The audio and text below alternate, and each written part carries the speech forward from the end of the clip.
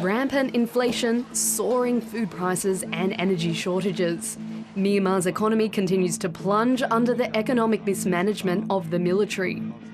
Former advisor to Aung San Suu Kyi, Australian economist Sean Turnell says the country's economy could get worse. One of the things that's been happening recently is that the regime has begun to turn on some of its erstwhile supporters, particularly within the business community.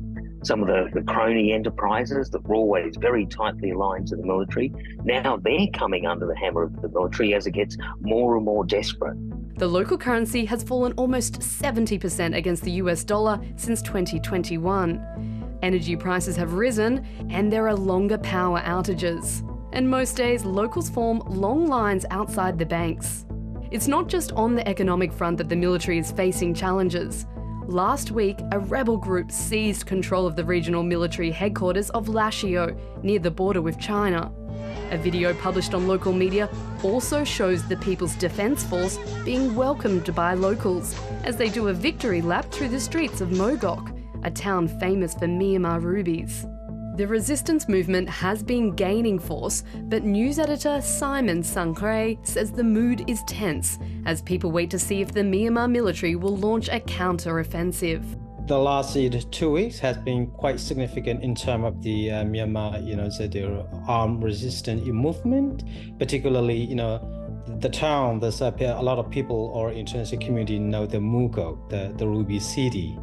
So the Ruby City is located within the Mandalay region, which is the central Myanmar. So that has never been, fallen at the hand of ethnic armed group. Meanwhile, on the sidelines of ASEAN, Foreign Minister Penny Wong called for peace. So our message is we will continue to work with ASEAN and others to do what we can to find stability. But fundamentally, my message from Australia to the regime is this is not sustainable for you or for your people. But the military doesn't look to be loosening their grip.